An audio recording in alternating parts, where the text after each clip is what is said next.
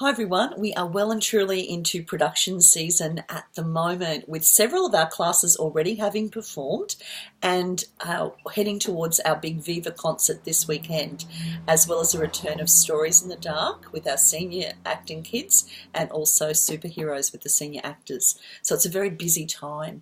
We had a great dress rehearsal yesterday on Monday with Ella Guerre, Junior Musical Theatre, Senior Musical Theatre and our very gorgeous IPAs. And today, Tuesday, we'll be heading towards another dress rehearsal with our Studio B students, as well as those other classes. Now, I'd really like to compliment you on getting organised, those of you who've got everything as it should be. I saw some fantastic little handmade stands arriving yesterday, which was fantastic. So some very clever people out there, and that's ideal, especially when we get to Flinders, because we don't always have the hanging space. So thank you to those mums and dads who thought about that. It's a really, really good idea. Also for your little plastic boxes, or even just an ordinary little box, somewhere to put all your bits and bobs.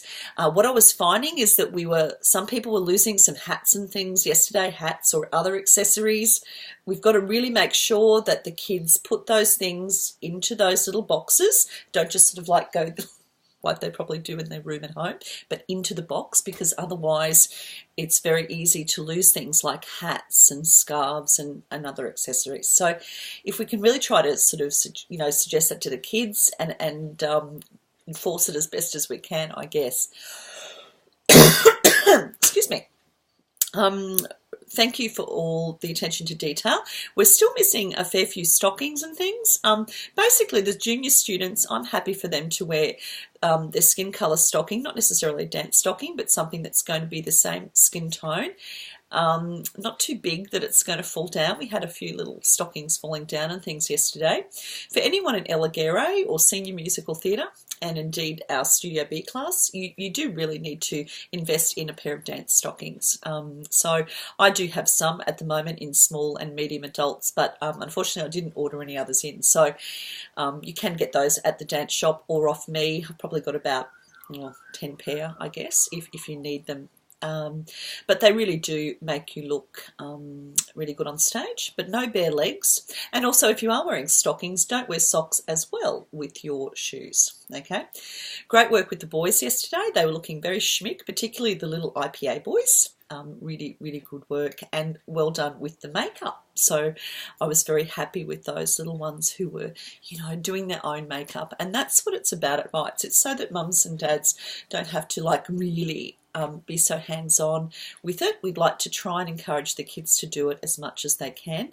Understandably, some of the little ones maybe not, but as they get older, a little bit of independence is really great. And we did have some excellent work being done yesterday. So the main things for me is just to make sure that you've got your box, that you can put your accessories in. The kids have got plenty of time to do that. That's rather than throwing it everywhere, making sure it all goes where it's supposed to be. These costumes will come back to Bites at the last show, which means please do not wear your costumes to the theatre. You should be wearing something else, and bring a dressing gown as well, because it's going to be cold, I think, on the weekend. And at the end of the last show, all of those costumes will be left at Matthew Flinders and we will bundle them up and wash them.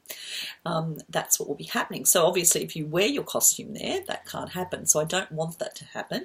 Do wear your own things to the concert.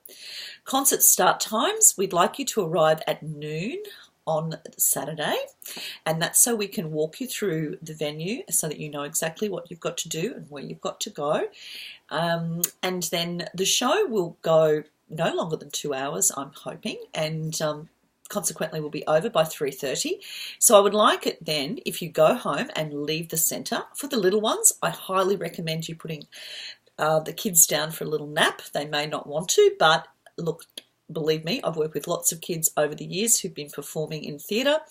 It's the best way to get them through till 8:30 that night or 9 o'clock, so that way they won't be grumpy and they won't hit a wall just because they're so tired. So if they have a little lie down, even if they don't go to sleep, that's a really great idea. Actually, incidentally, I think Miss Catherine still does have a lie down between concert times, but don't tell her I told you that.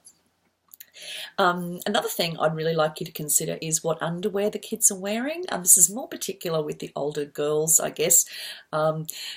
different coloured, bras and underwear. Think about the costumes that you've got. Clear straps are a really great investment. If you're not going to go out and buy a neutral bodysuit, then some clear straps so that we don't see different coloured underwear under different types of dresses. If you're wearing something like a cream dress or a white dress, obviously you don't wear red or black, so just a little bit of common sense with that. And I've always found sort of taking some spare safety pins and some bobby pins is a really great thing. Hairbands, have a little kit, a little bag of those, just in case things happen on the day and you need to make some adjustments. All right, so main thing is that we'll see you all after this dress rehearsal at 12 noon on the day at Matthew Flinders to take the kids home between the concert times. And the next call, I'm not calling them in too early for that last concert at the evening.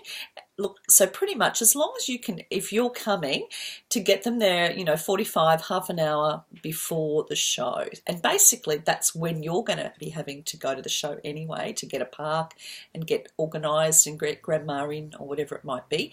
So that's early enough to bring them then on that night concert. And their makeup will already be done, the hair already done, and then they only need to get into their costumes to get ready to go on that night. But just a reminder, no kids are to be left at Matthew Flinders in between the times because it's considerable. We finish at 3:30 and the next show isn't until 7, so that's a big whack of time. They need to go home, have a rest, have something to eat. Okay, if there's any more questions, just send us an email to robin@bitesyouttheatre.com. And I know that a lot of you have been involved in dance, and I know that dance concerts, sometimes they have something like 10 dress rehearsals leading up to that.